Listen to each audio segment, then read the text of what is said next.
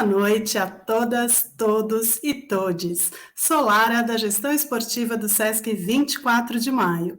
Vou fazer minha audiodescrição pensando na acessibilidade a todos.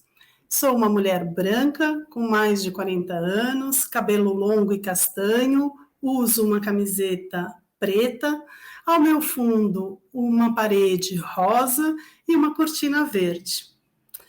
E vale lembrar que o SESC 24 de Maio, assim como outras unidades do SESC São Paulo, iniciou uma série de trabalhos no campo digital para estar cada vez mais próximo de você. Estamos nos esforçando para proporcionar experiências de fruição em todos os campos e saberes culturais.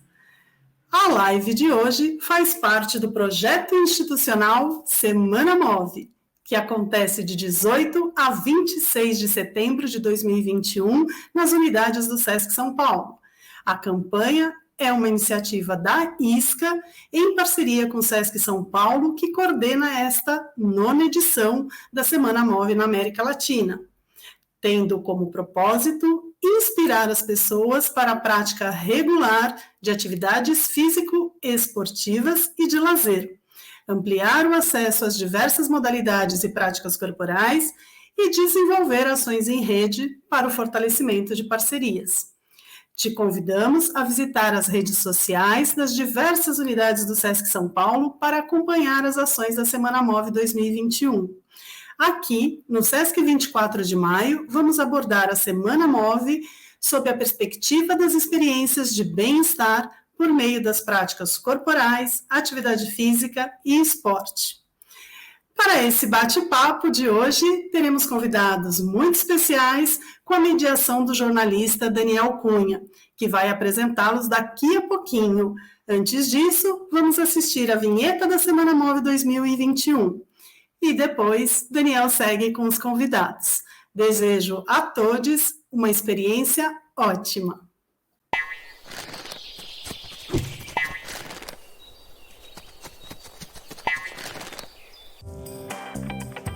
Atividade física e prazer andam juntos. Caminhar, correr, pedalar, nadar, jogar, dançar e muito mais.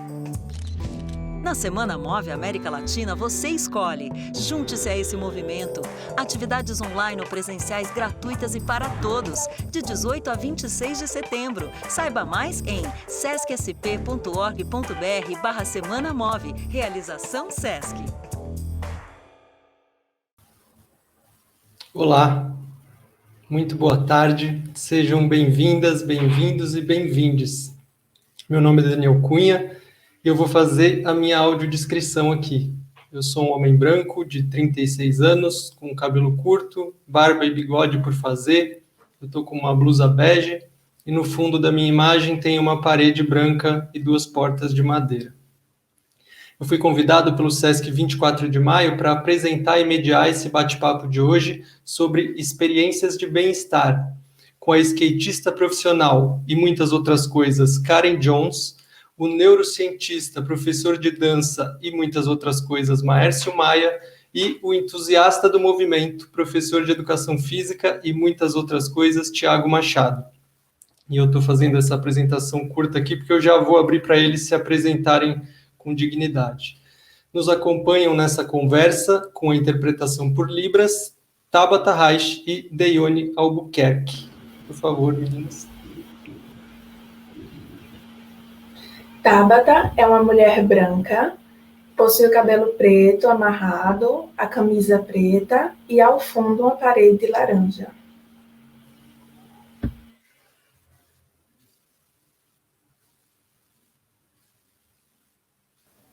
Deione, mulher negra, cabelos crespos, compridos, usa uma blusa preta de mangas e ao fundo existe uma parede laranja. Obrigado, Tabata e Deione. O tema do nosso papo de hoje são as experiências de bem-estar, ou estados de flow. Flow, ou fluxo, é um termo cunhado pelo pesquisador Mihaly Csikszentmihalyi, professor de Psicologia e Administração nos Estados Unidos.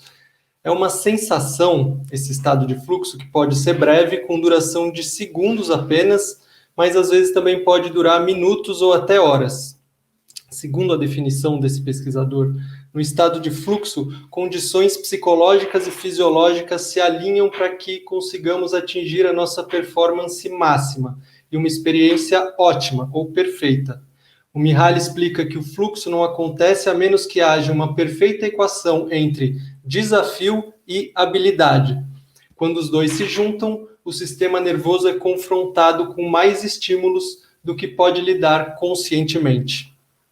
Então, para abrir esse papo, eu queria convidar a Karen, o Maércio e o Thiago a entrarem aqui na nossa conversa e se apresentarem brevemente, darem as boas-vindas ao pessoal que está nos assistindo e também que falassem um pouco sobre a trajetória de vocês e essas muitas outras coisas que vocês são, além dos adjetivos que eu coloquei aqui. Então, vamos lá, gente. Bem-vindas, bem-vindo. Olá, Karen. Boa tarde, galera. Eu sou a Karen Jones, eu sou skatista profissional. Como audiodescrição aqui, eu sou uma mulher branca, tenho 37 anos, estou vestindo uma camisa listrada, estou num ambiente que tem um monte de coisa no fundo aqui, um monte de bagunça. Sou branca, tenho cabelo longo e olhos claros.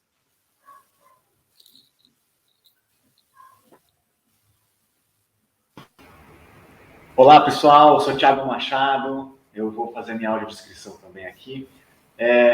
Eu sou um homem branco, tenho bigode, um pouquinho de barba aqui, um cavanhaque, tenho meu fundo aqui é um fundo branco, eu estou usando uma camisa cinza, mas por cima tem um colete preto.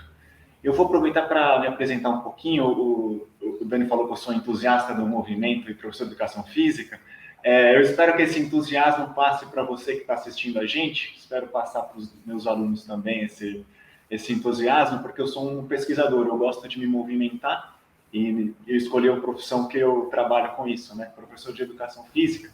E eu tenho um projeto chamado Pirambô, que é parte de uma rede de pesquisa entre corpo e bambu, né? Parte desse projeto chamado Integral Bambu. E o Pirambô, ele é uma grande sigla, que é projeto itinerante, porque a gente leva ele para vários lugares, rústico artesanal, porque é a gente que faz e remete ao campo, essa questão do bambu, e de movimento em base orgânica, né? E aí tem alguma coisa que a gente vai conversar aqui, talvez, a questão do flow, do fluxo, que é isso, a base orgânica, ela pode ser tanto o bambu quanto o nosso corpo, a relação que a gente pode fazer entre corpo e ambiente, né? O bambu, ele é forte porque ele é flexível. Então, eu gosto muito de pesquisar essa inter-relação. E a base orgânica tem a ver também com o movimento, deixar o movimento que no começo era difícil, deixar ele fácil, né? Então, a gente investiga muito as habilidades motoras a partir do ambiente. É como se fosse um grande laboratório de bambu, essa minha pesquisa. Eu também sou professor de arte circense, malabarista, ando de monociclo, eu adoro me movimentar. E eu espero agradecer aqui também a oportunidade de estar aqui falando com vocês no SESC, na Semana Move, para tentar estimular as pessoas a se movimentarem mais. Eu estou bem animado para esse papo hoje aqui. Valeu, Thiago. Karen, eu já vou te chamar de novo, porque eu vou querer pedir para você fazer uma apresentação um pouco mais extensa. Então, mas vou misturar ela com a próxima pergunta. Mas se já quiser se apresentar... Olá, eu sou o Maércio, na audiodescrição sou um homem branco de 32 anos, bigode, barba, estou com uma camiseta preta e eu tenho uma parede branca ao meu fundo. Eu sou artista da dança e fui bailarina durante um tempo, dancei profissionalmente e hoje a minha dança ela acontece essencialmente na sala de aula, entendendo a sala de aula como múltiplas salas de aprender e experienciar a dança. E essa minha história na sala de aula, ela é muito premiada hoje em dia pela neurociência, por conta desse interesse que sempre esteve latente na minha trajetória de tentar entender como é que a gente pode aprender e ensinar e viver esse movimento de uma forma não só funcional, mas de uma forma muito prazerosa, de uma forma muito conectada à nossa subjetividade, uma forma muito conectada a como a gente compreende quem nós somos e como nós fazemos essa ponte, né, entre quem nós somos e aquilo que a gente faz. E é um tema muito próximo ao estado de fluxo e essa experiência de bem-estar que a gente está conversando aqui hoje.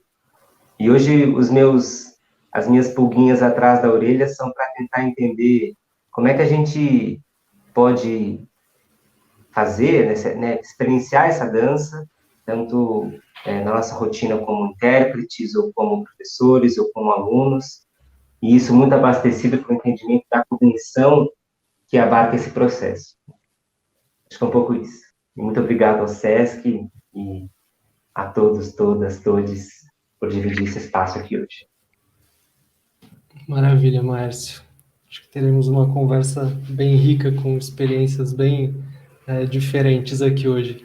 Karen, eu queria puxar você de volta e queria começar perguntando para você, a sua experiência para a gente é muito, muito essencial. Assim, você é uma atleta de alto rendimento, já foi várias vezes campeã mundial, e eu queria saber primeiro se esse tema do flow já tinha chegado para você. A gente do SESC entrou em contato com você há algumas semanas para falar sobre isso. Eu não sei se você já tinha pensado sobre isso, se você já tinha se familiarizado com essa ideia de flow, e quando, se não, quando a gente chegou para você com isso, como que foi? Se é familiar para você ouvir sobre essa experiência de bem-estar ligado ao flow? Você reconhecer isso na sua experiência como skatista? Queria que você falasse um pouco sobre isso para a gente. Então, eu já tinha lido alguma coisa, eu acho que não diretamente especificado, né, da maneira como vocês trazem aqui, que é um assunto único, mas eu acho que eu já tinha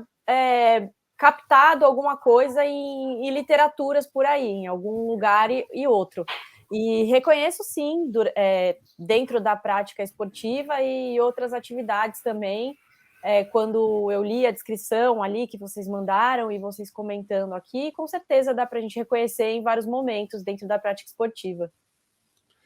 Queria que você falasse um pouco desses momentos, assim, no skate, com você, seja no início da sua carreira como skatista, que eu imagino que não começa como uma carreira, começa provavelmente como uma diversão, assim, mas como que você começa a perceber isso, a prática do skate te oferecendo essas experiências de bem-estar, e se isso também dá para perceber em competições, assim, em momentos de mais dificuldade, se você consegue sacar um pouco disso, assim. Eu acho que no dia a dia acaba ficando um pouco mais perceptível, em momentos, às vezes, de ações repetidas. Então, quando às vezes eu estou tentando uma manobra há muito tempo e não consigo, e aí aquilo vira tipo um loop, assim, você vai, erra, tenta de novo, tenta de novo, tenta de novo, e aí em algum momento, tipo, parece que você entra assim num buraco do espaço-tempo, para de perceber o que está acontecendo e acerta, mas eu acho que não necessariamente acertar está ligado a estar em estado de fluxo. Tem dias que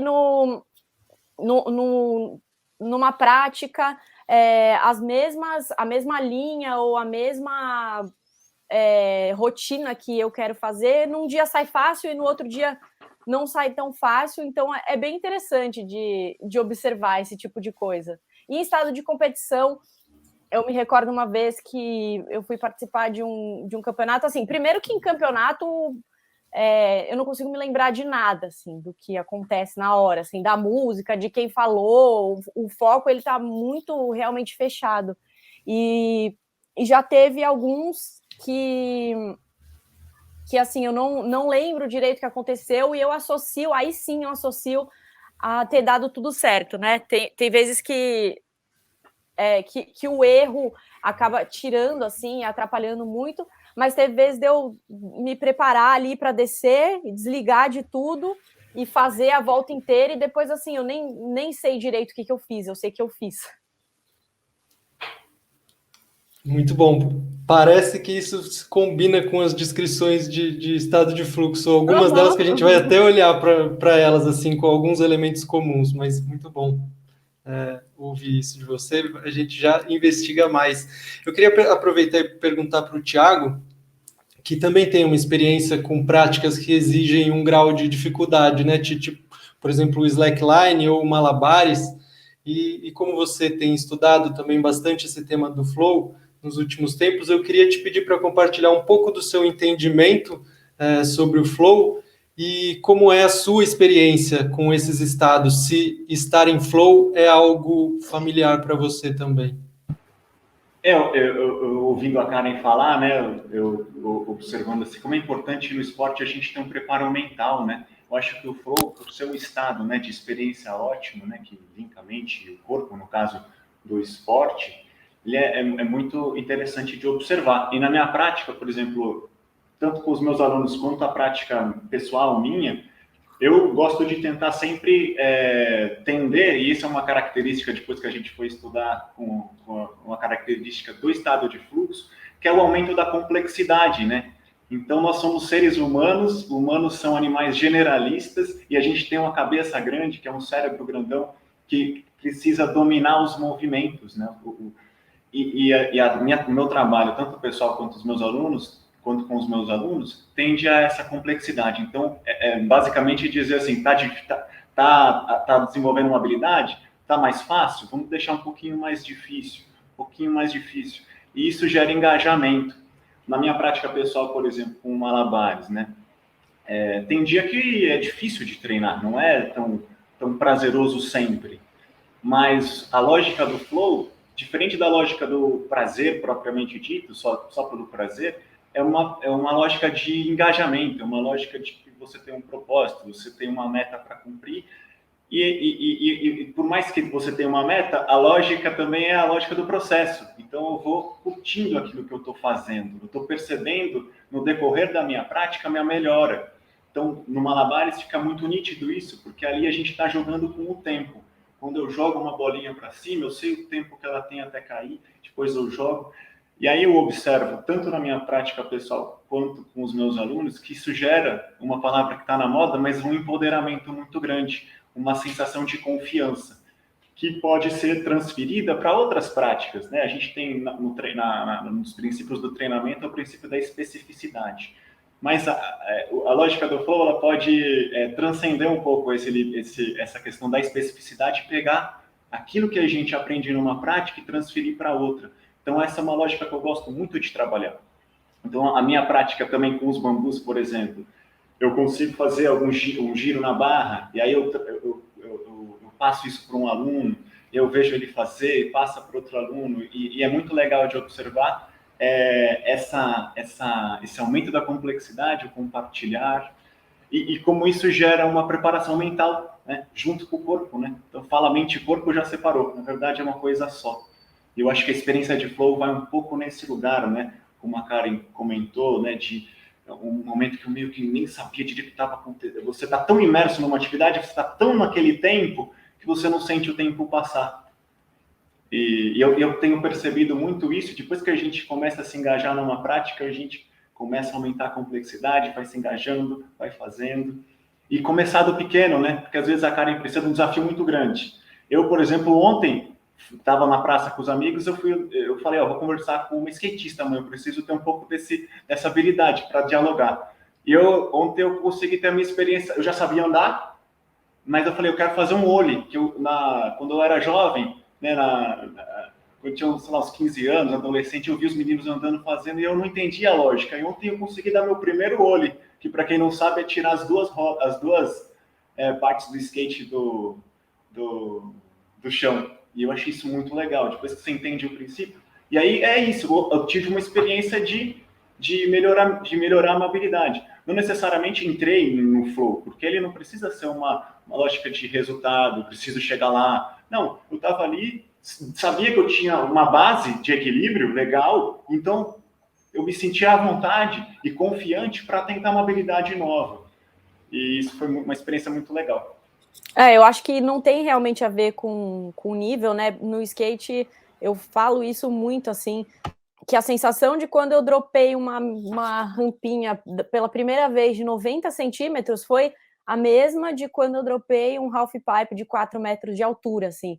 o medo foi o mesmo, o vazio foi o mesmo, o desafio foi o mesmo, porque a minha habilidade estava aumentada. Então, acho que não tem realmente a ver com o nível, não. Né? Tem a ver mais com alguma coisa do corpo que você se propõe a fazer. E a gente chega nesse lugar de controle da experiência interior, né? Quando você se propõe a fazer, então depende de como você interpreta aquela habilidade, aquele momento de prática, aquela experiência, né? Isso é muito legal, que te empodera. Então, é uma sensação incrível. Por mais que alguém passe de fora e fale, nossa, sério que o cara tá felizão que fez um olho? Mas é uma experiência totalmente subjetiva. Só eu sei que eu passei, e provavelmente você que está assistindo a gente já deve ter acessado esse lugar, seja numa prática esportiva, seja caminhando, que é aquela sensação de completa concentração, seja ou andando de skate, enfim. O estado de fluxo está muito mais no como a gente escolhe praticar as atividades e não no que a gente está fazendo, né? E independe do nível que você tem.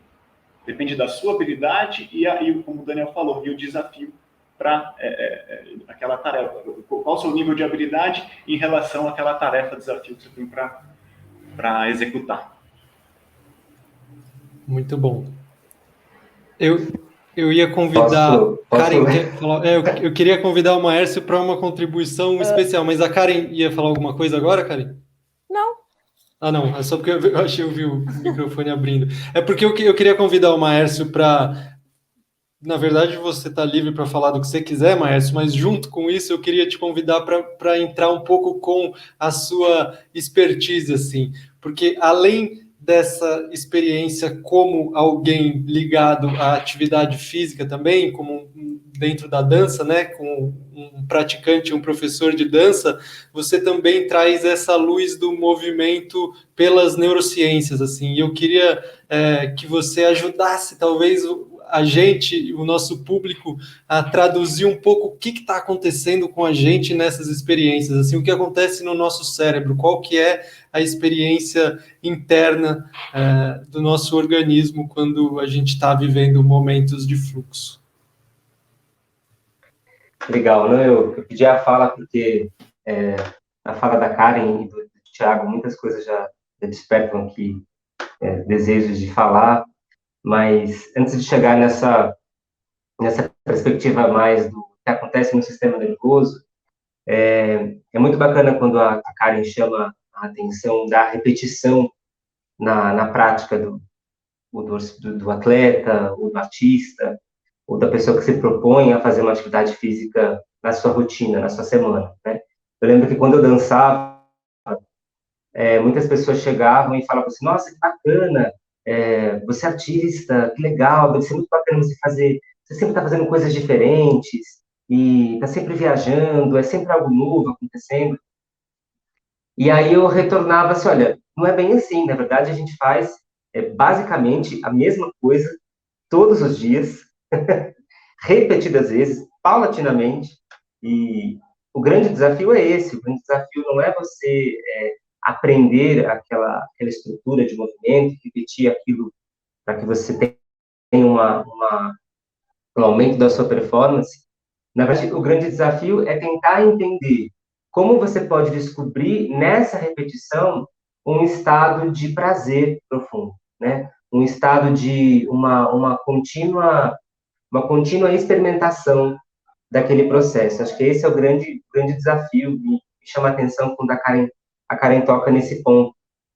O outro ponto, quando o Thiago traz, né, que essa experiência de flow, ela está muito conectada a essa aproximação de uma experiência interior e não a de uma busca por resultados, né?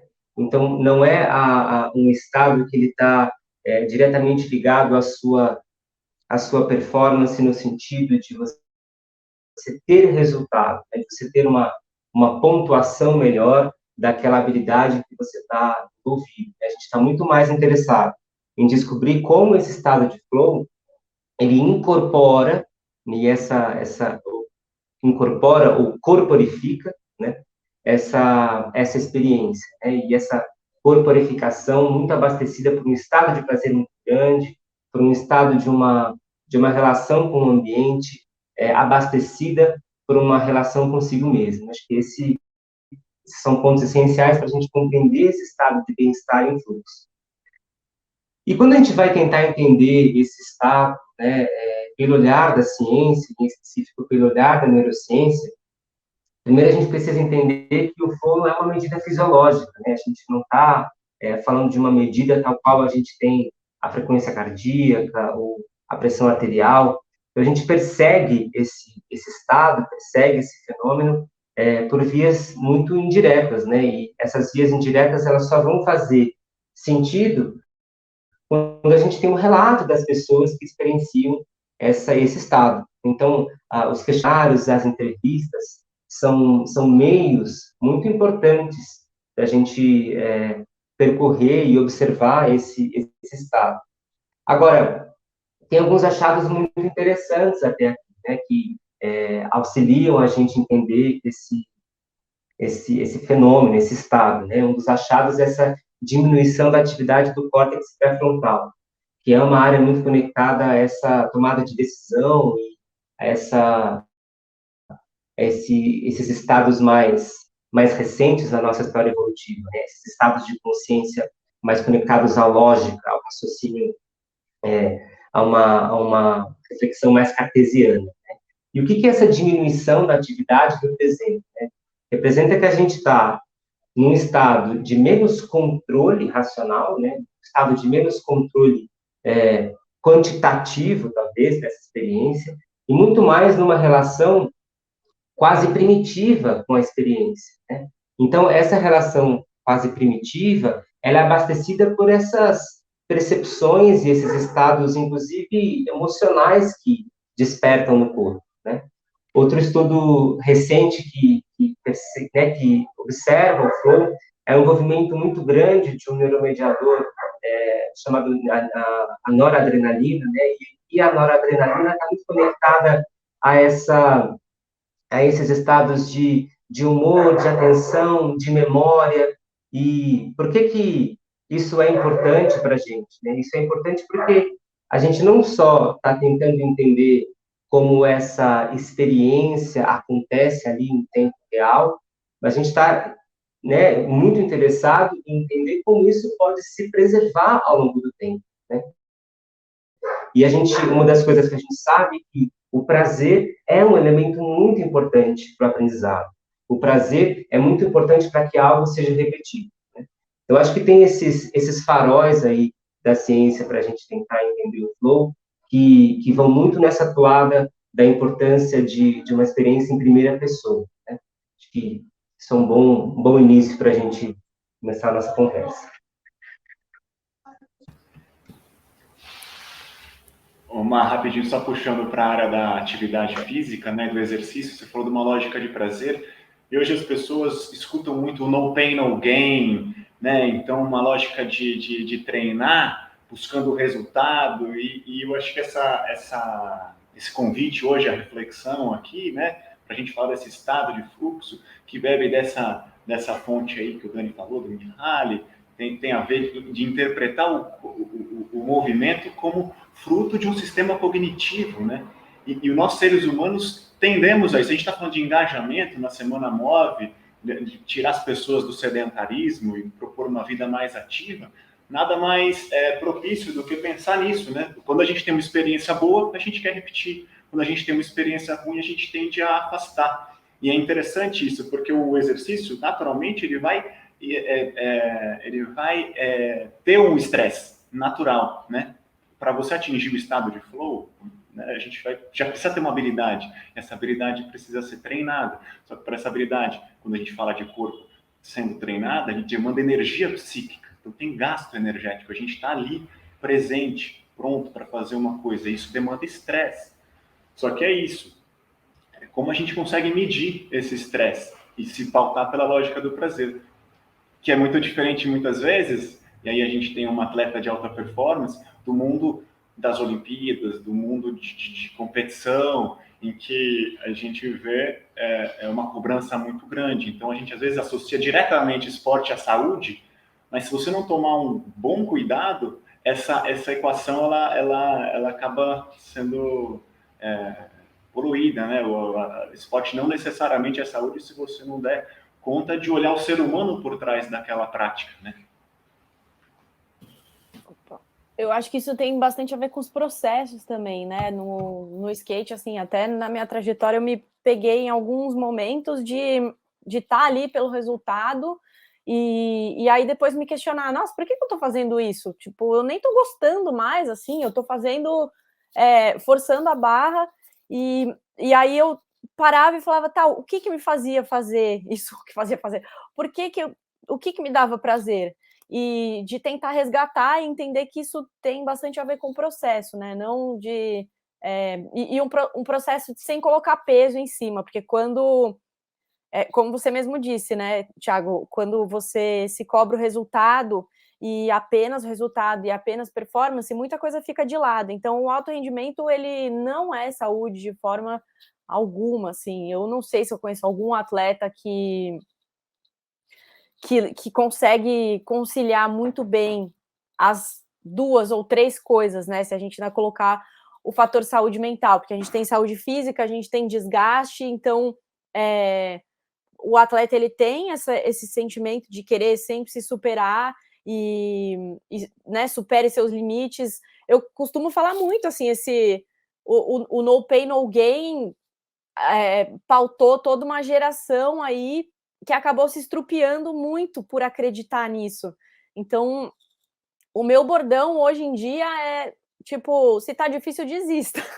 Mais do que se tá difícil, insista, porque tem essa linha muito tênue entre o que eu vou insistir para me superar, porque eu sei que eu sou capaz e vai ser bom para mim, e o que eu vou insistir só por uma cabeça dura e que vai me prejudicar e que talvez não fosse tão bom assim. Eu acho que isso vem bastante da experiência e da sabedoria, e às vezes quando a gente entra no lance da superação, a gente tem o resultado que vem muitas vezes desconectado de um prazer ou até de uma falta de sentido, né? Eu até posso relacionar isso com um ganho material, assim, de riqueza e pessoas que conseguem juntar fortunas, mas ao mesmo tempo tão deprimidas, com uma qualidade de vida péssima. Então, eu diria assim que o flow ele é se eu entendo o flow da mesma maneira que vocês estão dizendo, seria até um guia, assim, né? Um pin que a gente coloca ali e se desvia muito, tem que se lembrar e voltar para esse estado, porque ele não consegue ser mensurado com vitória ou com dinheiro. Karen, aproveitando esse gancho de relacionar o flow com vitória, eu queria saber de vocês, por exemplo, nas suas experiências mais vitoriosas nos campeonatos, quando você foi a melhor do mundo, nos X Games, você consegue identificar momentos de flow? Porque eu acho que tem, e inclusive você nos disse isso numa conversa anterior que a gente teve, que a gente corre o risco de romantizar o flow, né? De também as pessoas, parece que porque ganhou, tá todo mundo no flow e tá muito feliz e leve, não necessariamente. Eu queria saber de vocês. Eu vou te dar 2 exemplos que eu acho que são bem ilustrativos. Quando eu ganhei os X Games, e a gente também não pode confundir olhar e ver que uma pessoa tem facilidade em fazer alguma coisa com sorte, né? Porque requer muita dedicação e muito esforço. Então, no skate, principalmente, eu me lembro de cometer esse erro. Quando eu comecei a andar, eu olhava as outras pessoas andando e falava assim, é fácil, eu vou lá e eu vou fazer. E aí, fui tentar e me quebrei, porque não é fácil. Mas as pessoas fazem parecer fácil. Mas é difícil, é bem desafiador, assim, o skate, desde a primeira vez que você sobe, se equilibrar e tal. Então, tem toda uma construção por trás. No ano que eu ganhei os X Games, eu tinha treinado muito, assim, arduamente, para fazer 100. E aí, eu ganhei o campeonato fazendo 80. Assim, vamos dizer.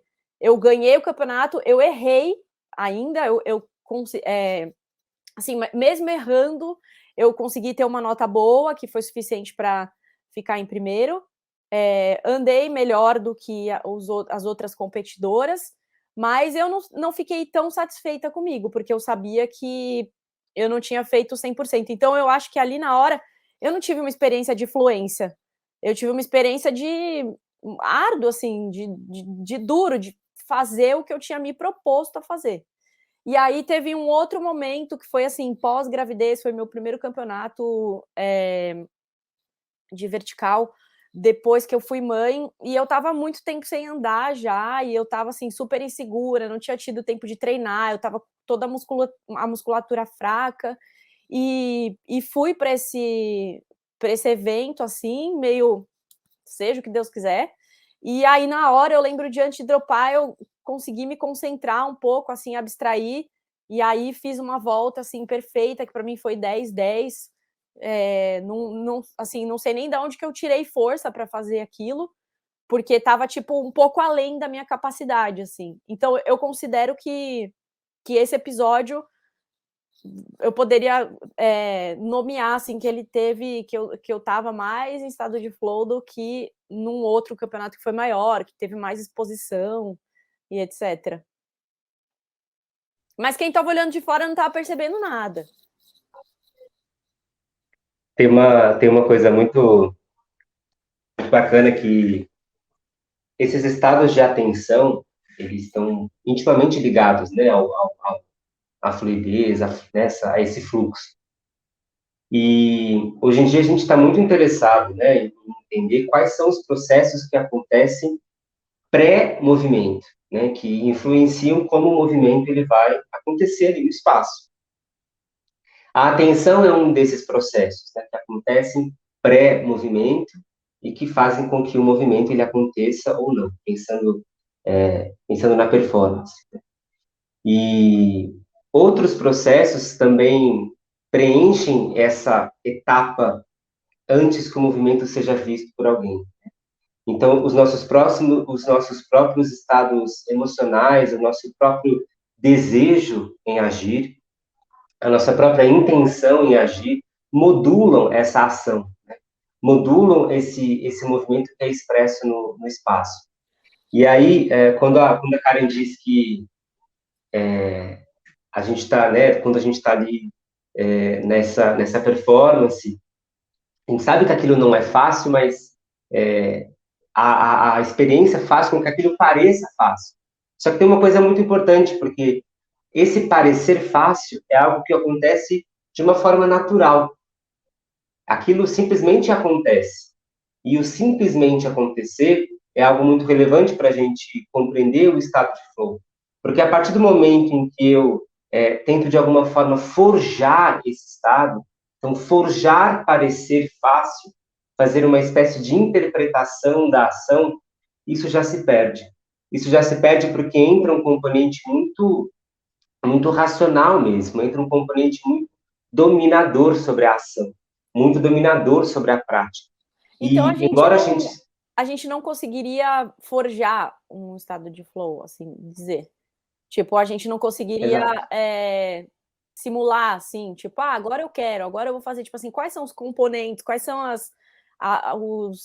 os requerimentos, assim, porque eu gosto de experimentar, assim, tipo, não, agora eu vou tentar fazer essa manobra sem pensar em nada. Agora eu vou tentar fazer essa manobra visualizando ela antes. Tipo, eu faço muitos testes, assim, mentais comigo mesma, e não cheguei a uma conclusão até hoje. Depois de tantos anos, eu não cheguei muito a alguma conclusão. Eu acho que tem coisas, de repente, que dá para fazer antes, né? Falando sobre performance. Tá bem descansado, tá bem alimentado. Não que isso seja pré-requisito para o estado de flow, eu digo para desempenho, assim. Sei lá, tipo, ter nutriente e sangue no meu cérebro o suficiente para conseguir pensar direito. Mas assim, na hora, eu não sei qual seria um estado mental que eu conseguiria me induzir para atingir esse estado ideal que a gente está falando. Uhum. Isso é muito discutido atualmente, né? Como você estabelece caminhos mais certeiros para alcançar esse estado, né? O que a gente com certeza sabe é que o desejo latente precisa estar presente, né? O desejo, a vontade. Então, o cansaço pode existir, os erros, eles podem estar muito presentes ali nas tentativas, mas o desejo de estar ali precisa existir. Essa vontade de experimentar aquilo. Não Boa. a vontade necessariamente de você ter uma performance 10-10, mas não, eu quero tentar outra vez. E esse querer tentar outra vez faz com que a gente se aproxime desse estado, que é o que vai mostrar lá na frente o 10-10, ou o 9-10, ou o 10, mas não importa muito o quão 10 a gente se aproxima, mas importa muito o quanto de desejo está presente ali para que eu repita, para que eu faça mais uma vez, para que eu coloque o meu corpo novamente nessa experiência. Se não acontece exatamente o que você falou anteriormente, eu vou me distanciando da tentativa, e não me aproximando da tentativa. Márcio, você falou uma coisa que me fez refletir aqui, né, isso do desejo, e por isso que talvez a gente esteja falando disso hoje, na Semana Móvel, falando com uma profissional, né, do skate, que é um esporte que você precisa de muita presença. Então, essa questão do desejo, né, de se colocar em jogo, né, eu acho que a lógica do flow, ela parte desse princípio de se colocar em situação, se colocar em jogo e se permitir errar, né, porque o que a gente vê aqui como profissional do movimento é de muitas pessoas que falam, puxa, para chegar lá, talvez eu não dê conta, eu não vou alongar porque eu não sou alongado, eu não vou correr porque não sei, eu não vou jogar isso porque eu não sei, não joguei. Então, a gente assume muitas posturas passivas, né, de não consigo. E o flow, ele é um lugar uma postura diferente, uma postura do desejo de enfrentar um desafio, passar por ele e investir uma energia psíquica naquela atividade que te fortalece, né?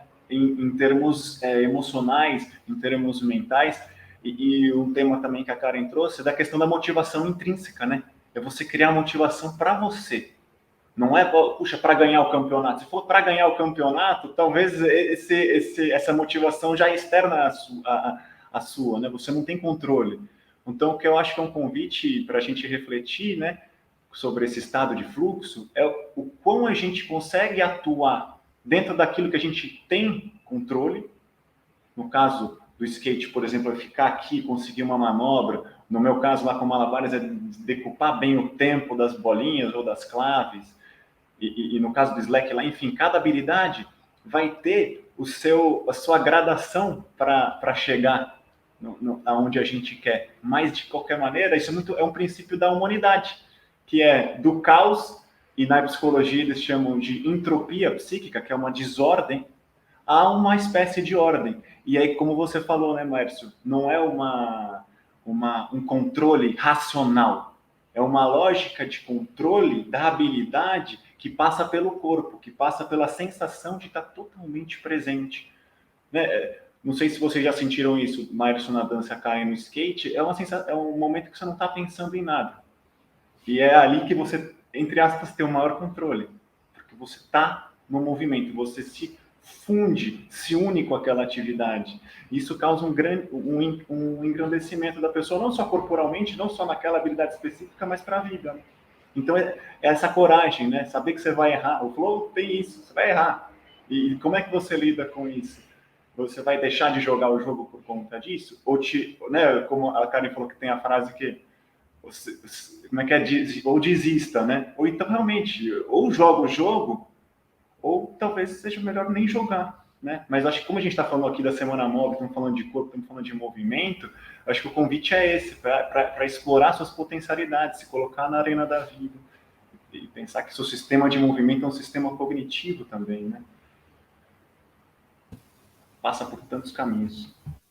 Vocês trouxeram, nessas últimas falas de vocês, muitos elementos comuns que são apontados pelo Mihaly como elementos comuns do flow. Por exemplo, agora a motivação intrínseca, essa presença. Aí eu estava me lembrando de uma vez, teve um trabalho que eu fiz, que eu estava editando um documentário de basquete, e aí eu vi uma entrevista do Oscar, jogador, em que ele falava, ele não usava esse termo do flow em momento nenhum, mas ele falava que de uma experiência dele, ou de um tipo de experiência que ele tinha na quadra de basquete, que é de ele estar totalmente no controle, e é como se ele tivesse numa velocidade e os jogadores ao redor dele tivessem numa velocidade mais lenta, assim, de que ele estava se sentindo muito muito no controle, que junto com isso vinha uma confiança, assim, as pessoas ao redor estavam mais lentas. A gente está falando de um esporte coletivo no basquete, mas ele se referiu também a algo que ele ouviu do Ayrton Senna, que ele também tinha essa experiência, assim, como se ele tivesse numa velocidade diferente, como tendo muito controle dos movimentos. Eu queria saber de vocês, assim, se isso faz sentido dentro das práticas de vocês também. Em algum momento, a experiência de flow também leva para esse lugar, assim, de dilatação do tempo. Eu acho que eu até comentei já isso. Se eu não comentei hoje, nas nossas outras conversas de pré-reunião, eu cheguei a comentar que parece, sim, para mim é a sensação clara de um lapso no tempo.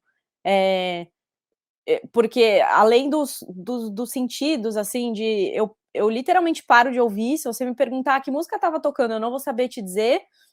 E parece que fica, assim, um holofote e apagado, assim, né? Tipo assim,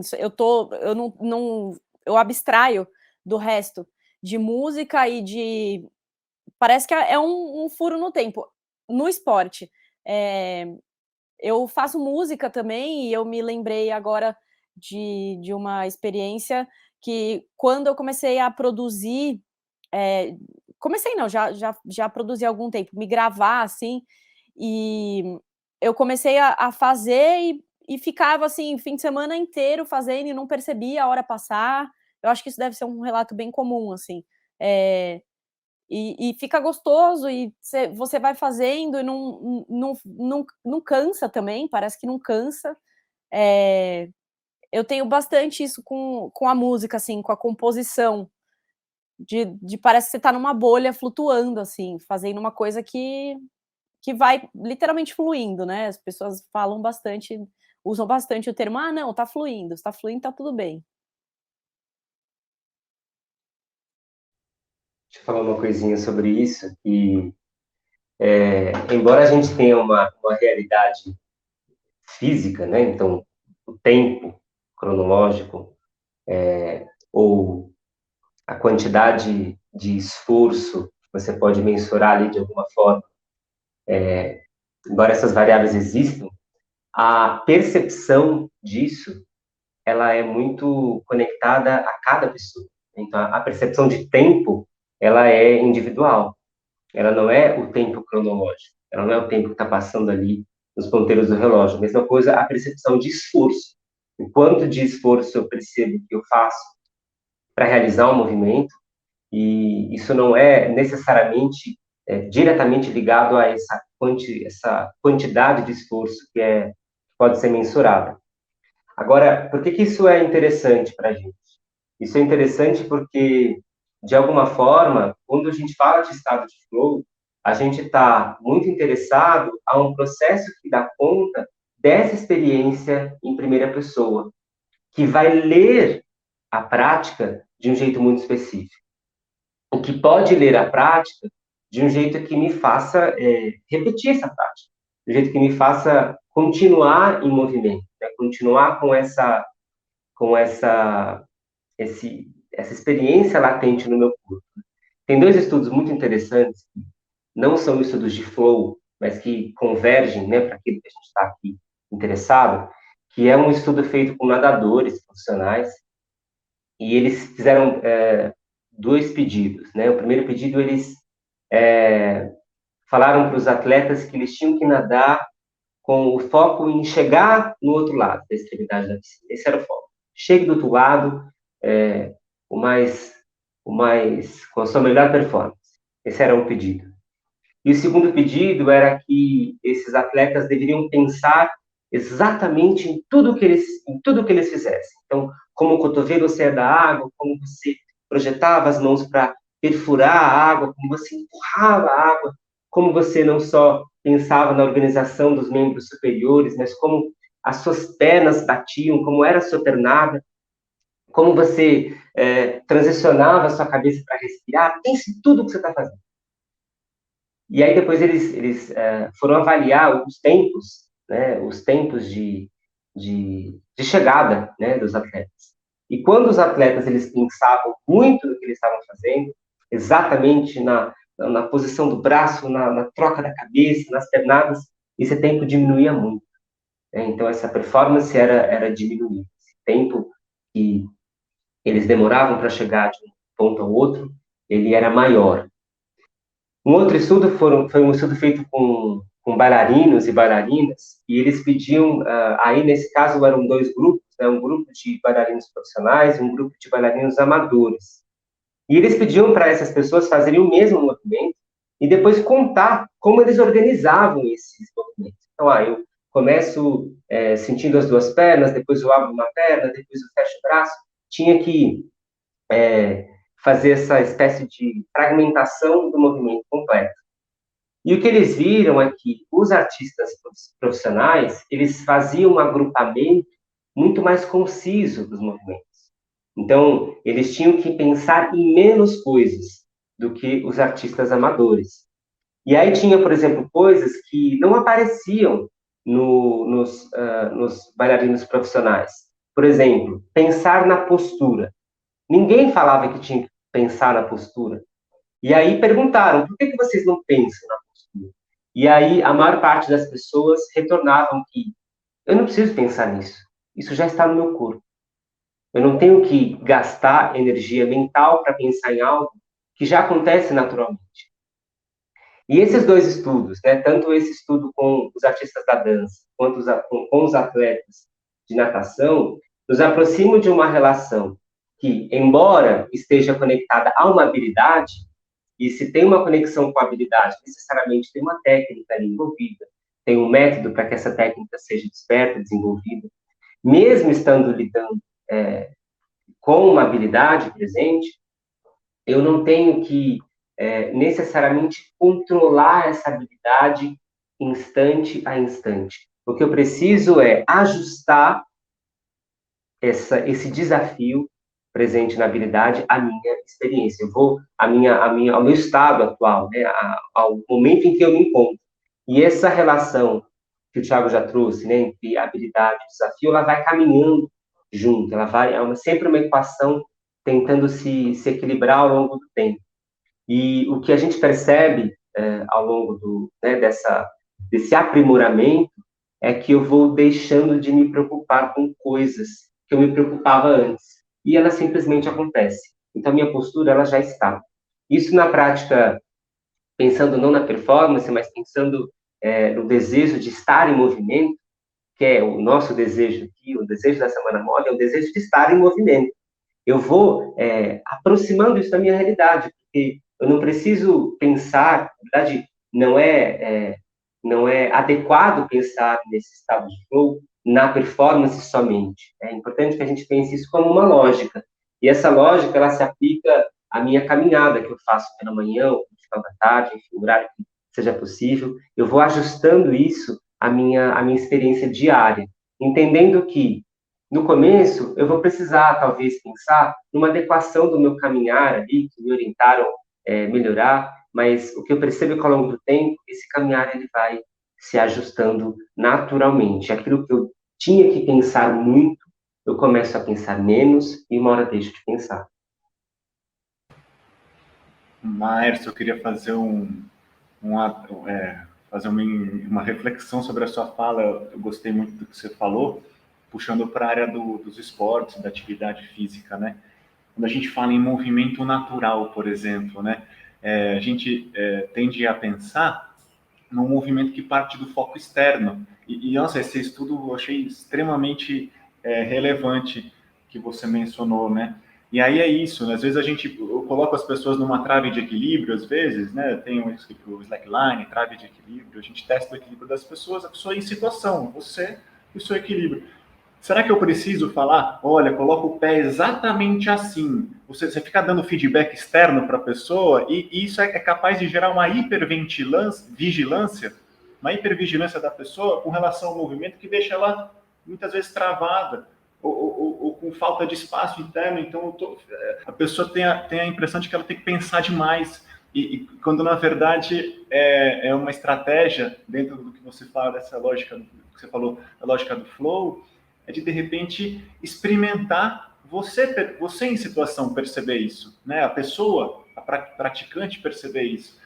E você trouxe muito bem isso para a lógica do dia a dia, que pode ser numa caminhada, pode ser caminhar, de repente, uma estratégia de flow, por exemplo, é conhecer os arredores do seu bairro que você anda, né? Então, isso é uma estratégia, uma meta clara. Eu preciso passar por determinados lugares, eu cumpro essa meta, eu posso andar em espiral pelo meu bairro. Então, é interessante de pensar como a gente pode elaborar essas estratégias, né? E pensar no movimento de uma forma natural, né? E o que é natural também, né? Já talvez abrisse para uma outra discussão, mas natural, vamos dizer, é o sistema de movimento se autorregulando, né? O seu sistema cognitivo abrindo espaço para o corpo se manifestar. Se eu podo isso, e isso na educação física a gente vê muito feedback de professor, olha, pensa na postura, ajeita aqui, ajeita ali, e daí você de repente vira uma colagem de movimento que não é seu, que não se apropria. E o que a gente está falando aqui na Semana Móvel, na Semana de Flow, é para a gente se apropriar do nosso sistema de movimento, né? De repente, encontrar oportunidades para se jogar, para ir para ter experiências, né? E acho que é essa a proposta aqui, né? A questão da experiência, que é cada vez mais rara no dia de hoje. Quando a gente pensa em experiência, a gente pensa em exposição também. Então, como eu preciso estar disposto a estar em situação, né, para ter experiência. Hoje em dia é cada vez mais raro, pela falta de tempo, por conta de muito trabalho, muita informação e excesso de opinião. A gente está sempre pensando e tentando controlar muito na nossa cabeça. Então, essa lógica é totalmente invertida, né? É um outro lugar de pensamento. Sei lá se a gente pode dizer, mas pensar com o corpo. E é isso, como a gente abre oportunidades para as experiências. Isso é muito rico, né? E não deixar para outras pessoas sempre falando o que a gente tem que ou não tem que fazer, gerando uma hipervigilância.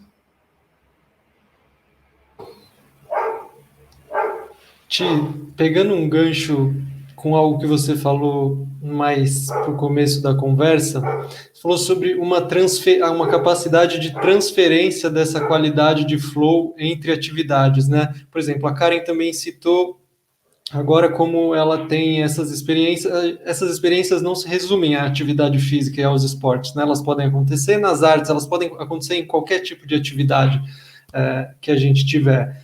Aí eu queria saber se é uma curiosidade, assim, uma coisa que eu estou pensando, se ter essas experiências nos esportes ou na atividade física, por exemplo, é como se ela facilitasse que essas experiências acontecessem em outras áreas da vida também. Se eu estou tendo essas experiências de flow que tem a ver com confiança também, que me levam para um lugar especial, se eu também fico mais suscetível a ter essas experiências em outras áreas da minha vida. E aí pensando até num jeito mais flow de viver, se a gente poderia dizer assim, um jeito mais fluido, se eu vou para um lugar de viver mais no fluxo. Isso faz sentido para vocês? Queria que vocês falassem um pouco sobre isso. Eu não sei, acabou me fazendo uma ponte com o que você falou, assim, falando da linguagem do circo, por exemplo, a linguagem do palhaço é um pouco essa linguagem do dizer sim, sabe? Mais do que dizer sim para o improviso, dizer sim para a vida. E no caso de que você fala das habilidades, né?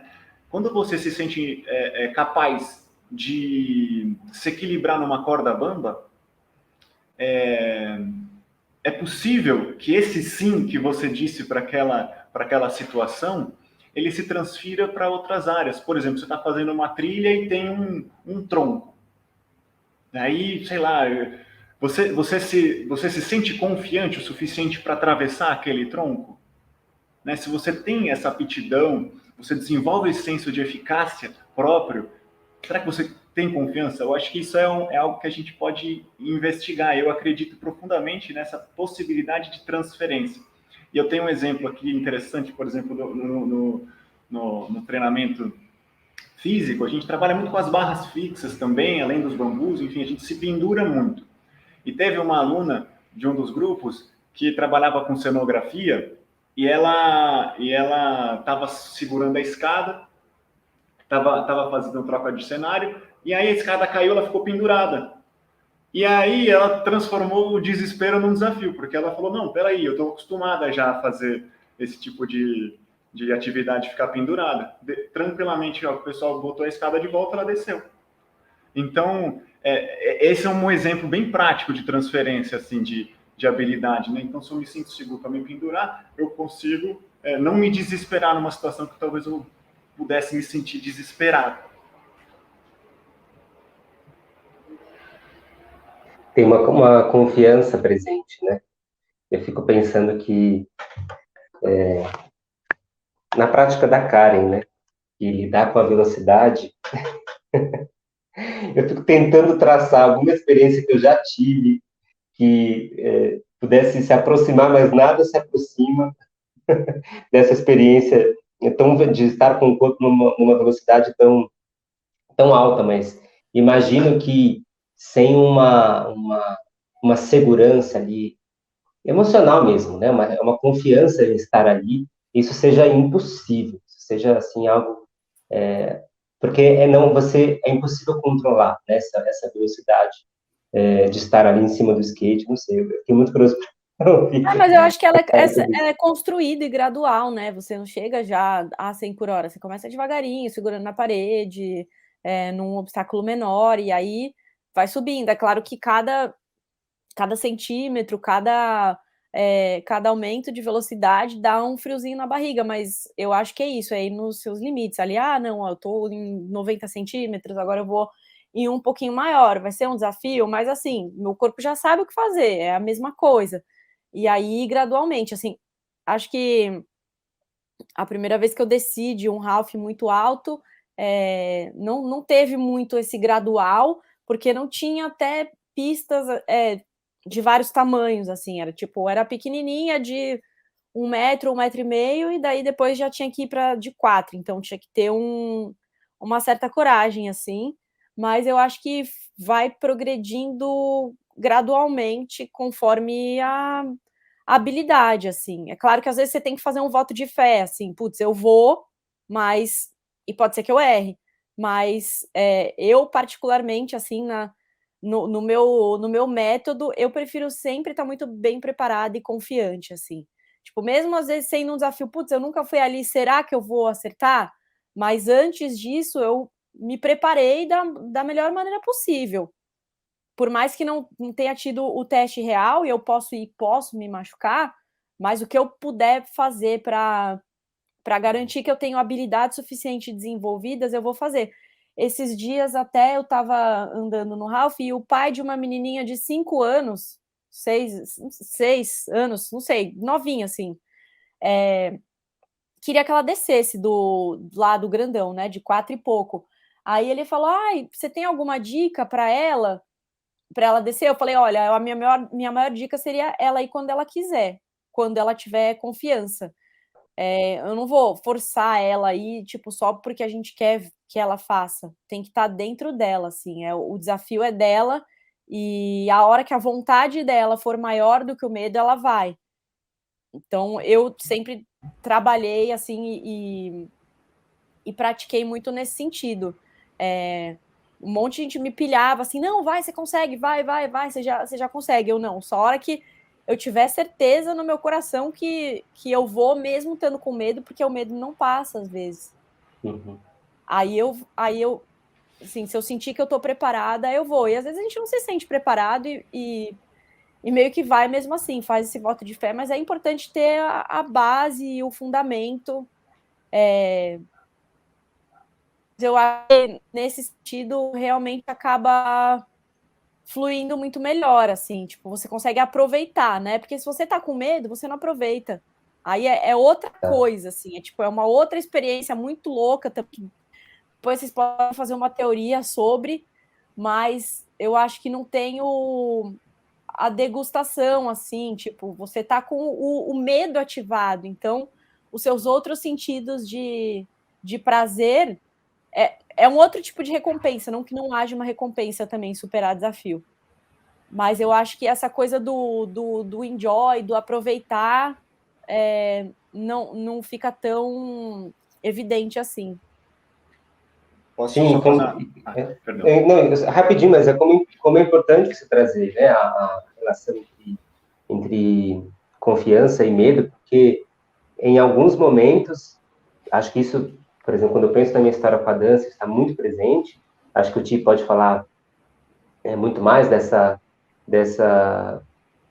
desses estados, né, na educação física, mas o medo, ele se instaura. E aí, quando ele se instaura, eu tinha um professor que ele falava assim, uma professora que falava assim, quando você tiver um movimento, não importa se é da técnica ou se é da criação, muito difícil, e isso te causa algum desconforto, tente resolver ele o mais rápido possível, porque senão ele vai te perseguir o resto da vida, ou o resto do tempo que você tenha a necessidade de vivenciá-lo, né?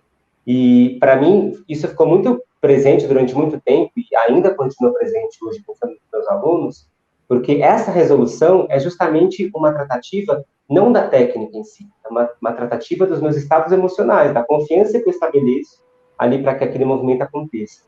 E isso, em coisas mais simples, por exemplo, quando a bailarina sai desse treino com todo o pé apoiado no chão, começa a ir com o peito, com um apoio na meia ponta, e depois, anos mais tarde, você passa para a ponta do pé, a confiança em fazer essa transição, ela é muito importante, né? Então, são aspectos essenciais para que o movimento aconteça, mas que em algum momento da história eles não tiveram a importância relembrada, né, retomada. E pelo que vocês falaram, como é importante a gente ter ciência das nossas limitações, né? E eu acho que é um convite a gente refletir também sobre isso, quanto isso também não é autoconhecimento. Não, peraí, mas eu vou daqui a pouco. Uma vez também eu ia cruzar uma das minhas estruturas de bambu, vi que estava todo mundo olhando e aquilo mexeu comigo, falei, não é minha hora. Não vou, respirei um pouco, deixei as pessoas irem, então, e fui depois. Então, isso também é uma espécie de sensação que a gente lê. E quanto a isso que vocês estavam comentando, né, do emocional, né? Uma menina, uma vez chegou lá no Pirambô, numa ação que a gente estava fazendo, e a gente lida com grupos muito diversificados, né? Então, tem pessoas com muita habilidade, pessoas com nem tanto. Às vezes o menininho é pequenininho e é cheio de habilidade, às vezes o menino é um pouco maior e não sobe no mesmo lugar. A gente não coloca ninguém no topo da pirâmide, ou para subir onde ela não está preparada. Isso é muito comum de ver os pais assim, coloca o meu filho ali. Ele fala, não, ele precisa conquistar aquilo. Esse sabor da conquista, só ele que conquistou é que vai sentir. Né? E aí é muito maior, é muito mais legal, porque a gente está acostumado com a experiência passiva, né? Como na roda gigante, que a roda gira sozinha. E daí vamos lá, não. Na nossa atividade, a gente nem que ele não saia do beabá, que é se pendurar um pouquinho, se equilibrar um pouquinho, mas ele conquistou aquele espaço. Então, essa sensação de confiança a gente não pode tirar quando a gente fala da prática, né, pedagógica, ou quando a gente está compartilhando o movimento, ou ensinando alguma habilidade. Então, isso é muito interessante de observar, né? Às vezes a lógica dos pais é de colocar a criança lá em cima direto. Não, mas primeiro ela precisa passar pelo pequenininho, ela precisa subir ali, depois ela precisa subir lá. Daí chegou uma vez uma menina, muito legal, e a gente falou, nossa, ela não sai do equilíbrio, né? Ela estava ali, já tinha mais de hora, assim, provavelmente ela estava num estado que ela não estava vendo o tempo passar. E a gente ajudou ela um pouquinho e tal, e ela foi pesquisando os equilíbrios. Daí uma hora a gente chegou e falou, como é que tá? Ela, tô treinando a calma. Eu achei isso tão legal, porque sem a gente... Porque a gente fala, respira, a gente dá um ou outro apontamento para ajudar, para estimular, para a pessoa se sentir capaz, enfim. Às vezes faz parte a gente dar esses feedbacks, né, mais específicos, mas no caso ali a gente falava, respira, tá? Eu falei, não, tô treinando a calma. Eu achei isso maravilhoso. Já ganhamos o dia de ação do Pirambu, quando a pessoa entendeu tudo, né? Uma criança deu uma aula pra gente ali, numa reflexão, num comentário. Sabia muito bem o que ela estava fazendo. Muito bom. Eu achei bem importante esses últimos pontos que vocês trouxeram, começando pela Karen, falando que isso é gradual, né? Isso não foi... esse é um processo gradual, isso não começa... você não precisa estar, por exemplo, num nível de performance muito elevado, porque isso me importa muito aqui, porque a gente está conversando com o público do SESC. As pessoas não são atletas como a Karen, por exemplo, de alto rendimento. Alguém pode ser, né, que está vendo a gente, mas não necessariamente. E a gente está falando isso no contexto da Semana MOV, de incentivo à prática e ao exercício físico. Então, é um pouco esse lembrete, assim, isso é para todo mundo, né? A gente pode encontrar estados de flow mesmo em níveis de habilidade muito menores do que esses de grandes atletas ou de pessoas que estão praticando algo há muito tempo. A gente teria essa capacidade, a gente tem esse potencial de vivenciar esses estados de qualquer lugar, potencialmente. Lavando porque... louça. Aí, ó. Lavando louça. Mas, e lavando louça, com certeza, e aqui a gente está incentivando também na prática física, assim, que as pessoas possam... Mas lavar louça é ótimo, é fundamental.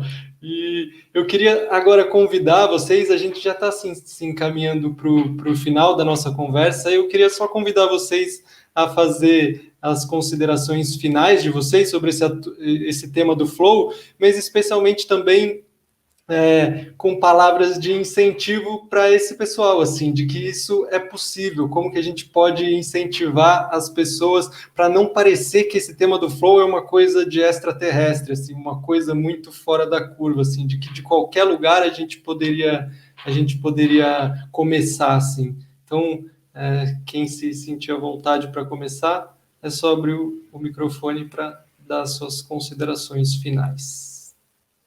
Deixa eu começar aqui, pensando no lavar a louça, né? Se você colocar a máquina para lavar, você não vai entrar, com certeza. Precisa, de fato, experimentar a manipulação da louça. Mas, brincadeiras à parte, pensando na minha trajetória também, naquilo que me interessa hoje em dia, né? Como pesquisador, para mim, é inevitável falar de um tema que é fundamental na compreensão do movimento, que é a corporificação, né? Esse embodiment. E uma das definições, né, de embodiment que o Lawrence Shapiro traz é essa relação dinâmica entre corpo, percepção e mundo, né? Ele chama de uma espécie de uma dança dinâmica entre corpo, percepção e mundo. E por que eu estou trazendo isso para a nossa conversa do flow? Porque corpo, percepção e mundo está em qualquer contexto. Não está só no esporte de alto rendimento, não está só lavando a louça, não está só na caminhada, ele está em tudo, ele está em qualquer possibilidade de vivência desses estados. E como essa relação acontece, como essa dança dinâmica acontece? Ela acontece partindo do pressuposto que eu tenho uma estrutura corporal e eu tenho a minha estrutura corporal, que é diferente da Karen, é diferente do Daniel, é diferente do Thiago, é diferente de todas as pessoas. Cada um tem a sua. Então, é importante que a gente comece por aí. Esse é o meu corpo. E eu vou sempre partir do meu corpo. Eu nunca vou partir do corpo do outro. Esse é o primeiro ponto. Segundo ponto é que a perspectiva da percepção necessariamente, diretamente, coloca em questão a experiência em primeira pessoa. Então, é o que eu percebo. É o que eu elaboro da prática. Não é o que me dizem, não é o que intencionam sobre a minha prática. Né? Então, não é aquela chamada de canto, olha, tenta perceber assim, ou tenta sentir isso que eu já senti. Isso é impossível, porque nós temos experiências, porque nós somos diferentes, nós temos experiências diferentes. Então, se conectar com essa experiência em primeira pessoa, como eu percebo, como eu elaboro essa prática. E onde que o mundo entra nisso? Essa variável mundo. O mundo entra nessa história a partir do momento em que eu compartilho essas experiências, em que eu me relaciono com o outro. Essa lógica do flow não é uma lógica individualista, não é uma lógica que não considera as relações humanas. Ao contrário, é uma lógica que prevê as relações, que prevê a importância da comunidade, que prevê que você coloque essa experiência, de alguma forma, em jogo com outras pessoas. na partilha da sua experiência, na escuta da experiência do outro, para que assim você vá se aproximando daquela tal experiência ótima que o Mihaly traz na definição, que, assim como a gente já falou hoje, não diz respeito a um resultado performático elevado, mas diz respeito a uma experiência de completude, a uma experiência em que eu me sinto ausente de julgamentos externos, eu me sinto inteiro ou inteira, eu me sinto somente ali, sendo e estando naquela prática. E eu não me coloco numa espécie de julgamento instante a instante. Eu estou fazendo certo? A gente sabe que o feedback é um dos fatores super importantes para que o flow aconteça. Essencialmente quando a gente pensa no processo de aprendizagem. Mas esse feedback, ele é sempre no sentido de você aperfeiçoar essa experiência de um jeito muito gentil, afetuoso, e não entendendo o erro como uma falha, entendendo o erro como uma perspectiva de um outro caminho a ser vivido, entendendo o erro como a chance de tentar de novo ter uma outra experiência. Pode ser um erro diferente, inclusive, mas essa gama de erros muitas vezes fazem com que a gente fique muito mais cheio de possibilidades do que acertos contínuos, que na presença de um novo erro, eu me exalto, eu me vejo sem chão. Acho que não necessariamente eu fui pelas palavras do Mihaly, mas falar de corpo, percepção e mundo, chego no Mihaly por uma outra via. Muito bom. Eu queria também agradecer a oportunidade de estar aqui conversando com vocês, agradecer ao SESC. E a minha mensagem ela vem também nesse sentido. Eu quero aproveitar a bola que levantaram da louça, que realmente, para lavar a louça, precisa de prontidão. Né? Não dá para adiantar a louça, lavar toda a louça do dia, não, que você vai sujando, tem um ciclo. Então, lavar a louça é prontidão. Eu acho que a minha mensagem final vem para esse lugar da prontidão, sabe? E eu acho que vale também comentar sobre, para você fazer uma reflexão, você que está assistindo a gente, qual foi a última vez que você sentiu nesse lugar de concentração total numa habilidade, numa tarefa, se foi na louça, ou se foi jogando bola, ou se foi... E quanto tempo faz isso?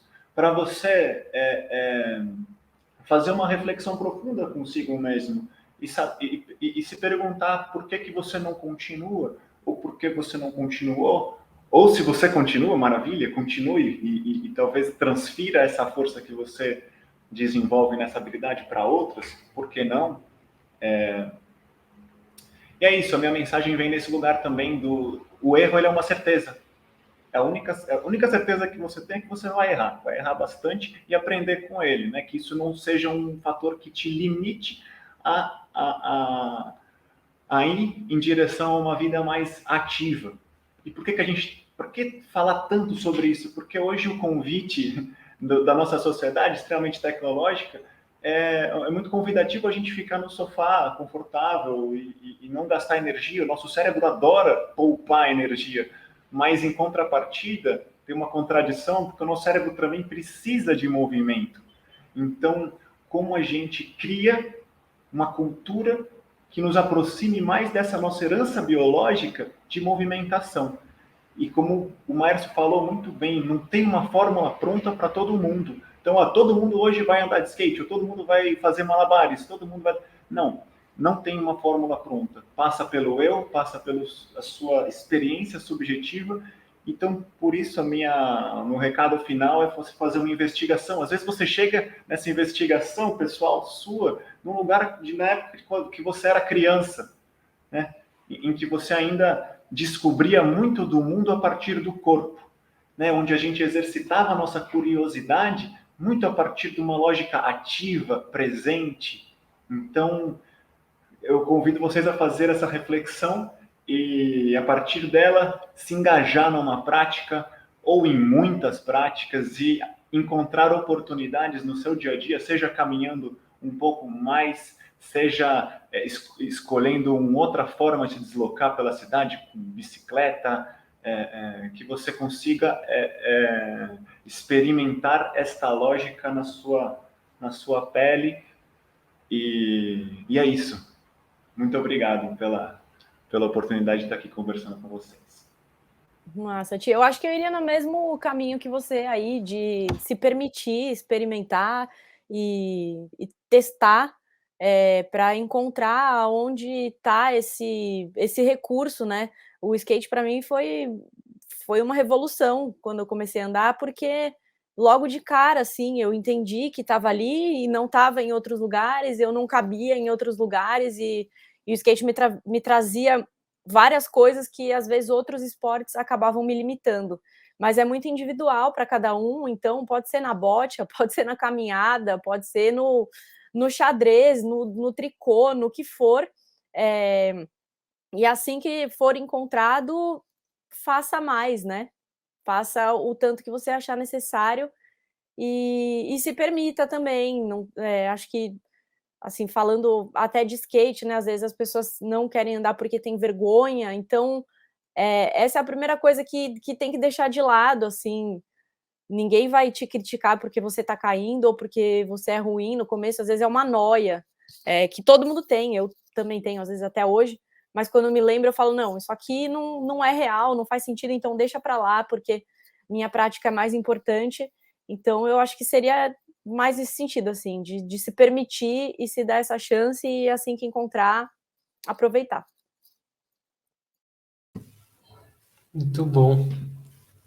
Então, muito obrigado, Karen, Maércio, Thiago. Esse papo muito bom, muito maravilhoso. Obrigado, Deione, Tabata, obrigado, Lara, todas as pessoas envolvidas na produção desse evento. Eu encerro agradecendo ao SESC 24 de maio. Convido você que está nos assistindo a acompanhar a programação da Semana Move 2021. Obrigado especial a você que nos acompanhou, ficou com a gente até aqui. Fiquem bem e até a próxima. Valeu!